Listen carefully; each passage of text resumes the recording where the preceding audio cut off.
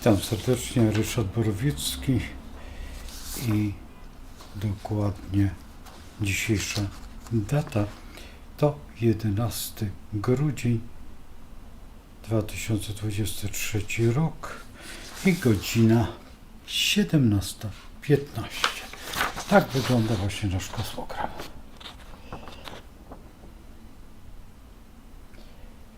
Dwada Samsa oczywiście, zaraz pokażę, raka. No cóż, rak to społeczeństwo w najwyższym punkcie tego kosmogramu. O tutaj ascendent w raku, w najwyższym punkcie Neptun, oczywiście Chiron i Jowisz. Pamiętajmy o tym, że Chiron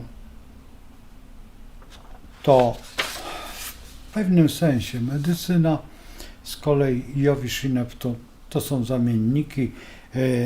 Neptun rządzi rybami, gdzie jest u siebie i rządzi także tą taką inną świadomością.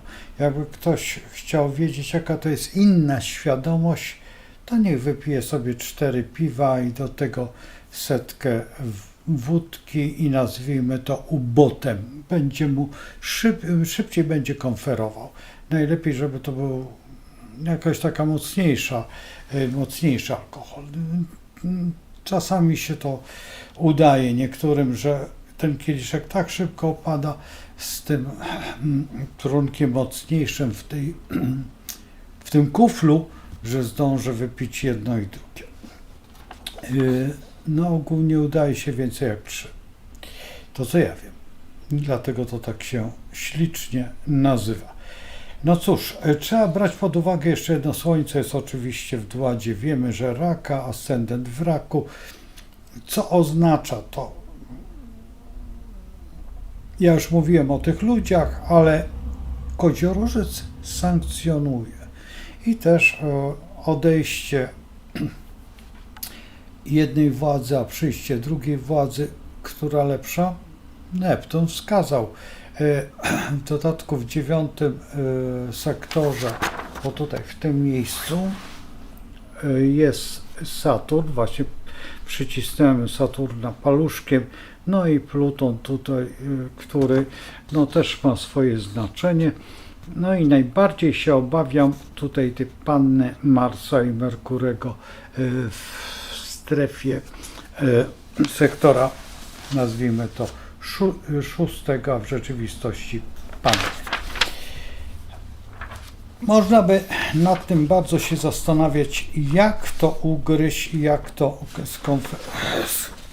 omówić, tak? Ale trzeba brać pod uwagę jeszcze jedną rzecz, że najbardziej nam zależy na tym, co my mamy z tego i oczywiście tutaj kosmogram naszej ojczyzny w środku i proszę zwrócić uwagę, że przepięknie wypada ten ascendent o raka na zewnątrz i go obracam mniej więcej w tym samym kierunku, tak, będzie widać, go obracam tutaj w tym kierunku takim. Teraz popatrzcie sobie, zdejmuję ten ascendent i macie ten ascendent tutaj na zewnątrz, w tym miejscu. I on uderza, co tu ukrywać, sektor wodnika. Dlaczego? Dlatego, że tutaj mamy ryby, a tu mamy wodnika. Polski. Co oznacza wodnik? No bardzo często było za chlebem w dawnych czasach, tych czasach, w których nasi pradziadkowie musieli wyjeżdżać, bo przez Hamburg gdzieś tam, no nawet jeszcze wcześniej nasi prapradziadowie, kiedy zakładali ten kontynent, nazwijmy wtedy nowy, no i powstała także Amanda ta yerba, czyli tutaj w Argentynie i nie tylko w Argentynie, tylko wtedy była tak zwana, no taki układ. Czy ten układ powtórzy się? Trudno powiedzieć, czy się powtórzy, bo Wszystko jest do naprawienia, wszystko jest do myśli, ale te zmiany były. I to jest ta ewolucja albo rewolucja tutaj, dlatego że sektor wodnika, jeszcze w dodatku Mars. I teraz popatrzmy sobie, że Saturn jest blisko Jowisza, no i w ogóle to dosyć ciekawie wygląda, ale to nie daje nam odpowiedzi takiej typowej, co daje nam odpowiedź, czyli tutaj pomiędzy Słońcem w znaku Strzelca, jaki mamy w tej chwili, o tu, a Słońcem Polski buduje się wektor pośredni, czyli powinien gdzieś wypaść około gdzieś wodnika, a ascendent z kolei uderzy pomiędzy ascendentem w Raku, a Polski Lwie, czyli gdzieś tutaj w tych okolicach, ale bardziej zbliżony do początku Lwa i mamy wektor. Proszę zwrócić uwagę i przyjrzeć się temu dokładnie. Omówmy ten wektor. Przede wszystkim, jeżeli możecie, to obejrzyjcie, przeczytajcie sobie, najlepiej w Wikipedii. Ja nie będę wiele tłumaczył, dlatego że co tu ukrywać.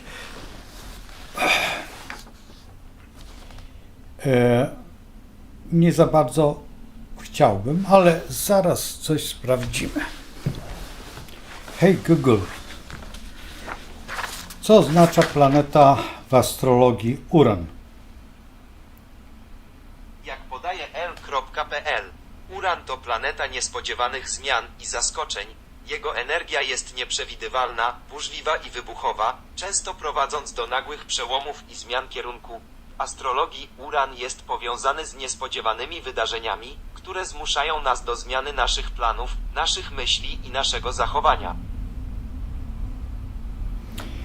No więc widzą Państwo, że Google, jak to można powiedzieć, nie kłamią i to jest wektor tutaj naszego Urana. Teraz hej Google, przeczytaj mnie, co to jest ascendent. Jak podaje Wikipedia, ascendent w astrologii punkt ekliptyki, który wschodzi w określonym momencie i miejscu na Ziemi. Jego położenie uzależnione jest więc od dokładnego czasu i współrzędnych geograficznych danego zdarzenia. No i mamy zdarzenie. To Google. Ja tak nie tłumaczę ascendent. Ascendent jest to początek czegoś, co jest. Tylko co jest najciekawsze, jeszcze zapytamy się o jeszcze jedną rzecz Google, czyli dokładnie chodzi mi o Wenus w pierwszym sektorze. Hej Google, powiedz, co to jest Wenus w pierwszym sektorze w astrologii. Akurat tutaj przeczytałem tak chwilowo, że Wenus to miłość i związki. No nie zupełnie tak jest. Wenus to, kiedy znacie mitologiczną Wenus, wtedy dokładnie wiecie, co robiła z kochankami, jak ona się zachowywała, zresztą co to ukrywać. Ci, którzy znają dobrze astrologię, wiedzą, jak się nazywała,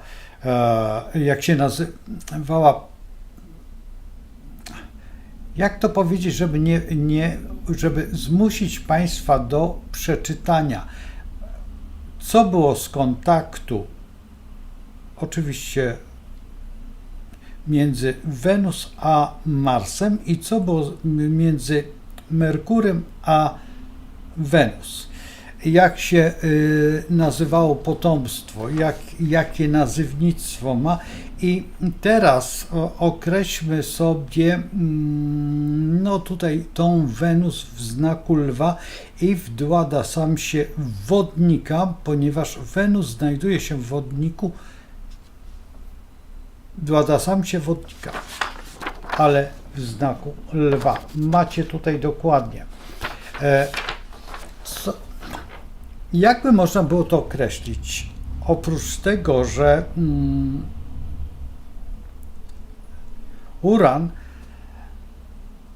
ta planeta nieprzewidywalności jest to już słyszeliście, ale czym ona jest? Ona jest w opozycji do swojego miejsca. Przede wszystkim tutaj jest władcą. Teraz Słońce też się tutaj znajduje i Merkury, czyli ma ogromny wpływ na ten punkt, który akurat o tej 17:15, jeżeli się nie mylę, zaraz zobaczymy. Tak, 17:15, 11 grudzień i działania. Czy one jak wpłyną na nas? Mamy jutrzejszy dzień, czyli 12, bardziej interesujący i trzeba się przyjrzeć temu, to wszystko połączyć. Mówię tylko tutaj o tych zmianach. Popatrzcie sobie, jak fantastycznie astrologia wypowiada się. Jeszcze jedna rzecz, która mnie osobiście lekko zmartwiła, a właściwie czy zmartwiła, a nawet bym powiedział, że przeraziła. Dlaczego? Nie lubię wodnika. Nie lubię wodnika, dlaczego? Powód tego Urana, ponieważ on lubi te przemiany, to jest jeszcze jedna rzecz, a jest Uran. Władcą znaku wodnika. Epoka wodnika nadchodzi i wyraźnie odzwierciedla się w prostych działaniach. Chociażby w obradach Sejmu po przerwie, tak? I wznowieniu właśnie tutaj tej sytuacji, która zmienia cały tok rozumowania przestrzeni. Przestrzeń, która jest oparta o wodnika, jest niezrozumiała dla ludzkości. Powodem jest tego, że dzisiaj współcześni nazwijmy to kreatorzy, chcą wyprzedzić epokę wodnika i już w niej być. Tylko to nie jest tak. To muszą być przemiany, ale nie te, które wymyśli człowiek. Powodem jest to, że wszystkie przepowiednie, jakie są, dążą do jednego. Do uwolnienia człowieka od kłopotów, od jakichś działań. Teraz, jeżeli patrzymy na to, że nic nie będziesz miał i będziesz szczęśliwy, no to faktycznie można by tak określić, czyli sprowadzenie każdego z nas do stadium właściwie zoologicznego, czyli stadium, jeżeli pozbawimy się czegokolwiek, a najbardziej własności, którą jest dla dziecka, to największą własnością jest mama. O tacie dowiaduje się dopiero później, kilka godzin albo nawet kilka dni, kiedy otworzy oczy i zaczyna rozpoznawać postacie, ale jedną z najbardziej istotnych rzeczy dla każdego z nas to jest tak zwana rodzina. Jeżeli w tej chwili możemy przejść do takiego filmu jak Seks Misja, który dla nas był filmem humorystycznym i właściwie komedią, ale tragii, dzisiaj już nie jest komedią, a jest reality show. I o dziwo, gdybyśmy spojrzeli na tą Seks Misję w odpowiedni sposób, moglibyśmy zwrócić uwagę, że takie rzeczy istnieją współcześnie. I dzisiaj to in vitro, czy tam jeszcze jakieś inne, takie jak Juzuś, czy tam jeszcze inne słowa, czy w ogóle zachowanie tego wszystkiego staje się dzisiaj współczesnością. Nie wiem, czy pan scenarzysta i reżyser Machulski brał to pod uwagę. Podejrzewam, że raczej były to nie jasnowicze, uraniczne znaczenie, a raczej rzeczywistość humorystyczna, żeby się dobrze zabawić, tak jak King Size chociażby. A tutaj nagle seksmisja staje się realną platformą naszej rzeczywistości i w ten sposób możemy być szczęśliwi, nie mając nic, bo nie mamy ani rodziców, ani nie znamy taty, ani nie znamy mamy. I to bardzo dziwnie, zresztą to już można zaprogramować sobie kolor oczu, kolor myśli, kolor nawet, podejrzewam, że świadomości. No więc jeżeli można to wszystko zaprogramować, tylko że przyroda jest zupełnie inaczej zbudowana. Przyroda jest nieokreślona. Przepraszam, ale musiałem odebrać telefon i to jest najgorsze. I w tym wypadku, jeżeli patrzymy na tą epokę, która przed nami jest, o której można by było powiedzieć, że wiemy bardzo dużo, wiemy z podświadomości, ale ta podświadomość nasza i to trzecie oko, czyli solar, jest zupełnie inaczej zbudowane niż nam kreują. Kreowanie tego czasu, który przyjdzie, dodatkowo on może przyjść dopiero za 100 albo 200 czy nawet 500 lat, bo trzeba brać pod uwagę, kiedy był upadek Rzymu po narodzeniu Chrystusa. I zwróćcie uwagę, potem powstał okres taki jak średniowiecze. I jeżeli dzielimy tę tutaj epokę ryb w jakichś odcinkach, to bo stwierdzamy, że dzisiaj przyspieszył świat. Nie przyspieszył świat. Przyroda się nie zmienia. Nic się nie zmienia. Kataklizmy są chyba tylko gorsze, a najgorsze jest to, że ktoś próbuje wejść i zorganizować nam przestrzeń łącznie z pogodą. To jest najgorsze, że w tym momencie przyroda może odpowiedzieć to ogromnym kataklizmem lub też, co tu ukrywać, zagładą. I musimy być na to przygotowani, że w gruncie rzeczy staniemy przed obszarem, tutaj według zasady, że po znakach poznacie, a tutaj Uran jest na piedestale tej akurat sytuacji, a Google prawdopodobnie dla tych niektórych osób nie kłamią, no więc mamy rozwiązanie. Musimy sobie tylko wytłumaczyć, na ile pozwolimy, na ile jest realne to, co wokół nas się wydarza i na ile my otworzymy drzwi do tego, powiedzmy, że działania, które nazywamy landem w tamtym kraju. Czy jest ten mój mały land, większy land, jeszcze większy i ten ogromny land. I ten land, czyli dokładnie rodzina, jakieś społeczeństwo i naród.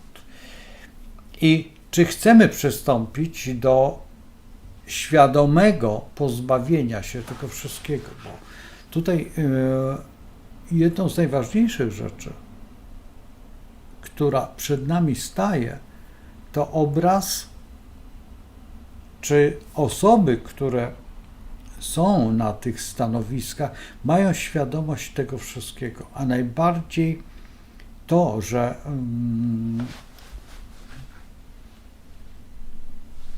wiedzą, że bez Stwórcy nic nie zrobią, dlatego że kiedyś rozpoczęli swoją kampanię od Gniezna. To było pewnie świadome. Ja mam tą datę od Gdańska, od Oliwy i od pokazania, ale to wszystko, co się dzieje teraz w tym nowym okresie, zobaczymy jutro, jak będzie to wyglądać na łamach areny, czyli kosmogramu, koła i jak planety zrealizują swój plan. Także do zobaczenia i przede wszystkim, no co tu ukrywać, z Bogiem, bo to, co się dzieje, jest tylko w rękach Boga, aby nie było, nazwijmy, gorzej niż jest. To, co mówi chińskie przysłowie. I pamiętajmy jeszcze o jednej rzeczy, że plan, jaki szykuje nam Stwórca, nigdy nie jest złem, tylko musimy go odczytać w odpowiedni sposób. Kto to potrafi? Potrafi tylko wyłącznie życie, opatrzność. Dlaczego nie astrologia? Bo w pewnym sensie, jeżeli coś jest sterowane ręcznie przez kogoś, wtedy zodiak zaczyna się na tej osobie po prostu mścić. I to mówię z pełną odpowiedzialnością, ponieważ już ileś lat jestem w tej astrologii i zawsze przestrzegam swoich uczniów przed sprzeniewierzaniem się kosmogramowi. Kosmogram naprawdę trzeba nauczyć się czytać, żeby nie odczytać czegoś złego. Dlatego użyłem Wikipedii, a nie swoich słów, ponieważ nie chcę, bo słowo ciałem się stało. Według zasady bardzo prostej. A jednak coś jest w tym, bo na początku było słowo i tak to się rozpoczęło. Czyli tak zwany naukowy wielkie bum. I nic więcej. Więc nie róbmy nic ciekawego, bo w ciekawych czasach żyjemy, a powinniśmy je po prostu uspokoić. I to jest wszystko. To jest najprostsza rzecz, jaka istnieje w naszym słownictwie. Spokojnie. Damy sobie radę. Przyroda ma swoje prawa i swoje działania. Trzymajcie się i powodzenia, oczywiście z Bogiem. I co tu ukrywać? Zostawmy to Stwórcy. A do jutra.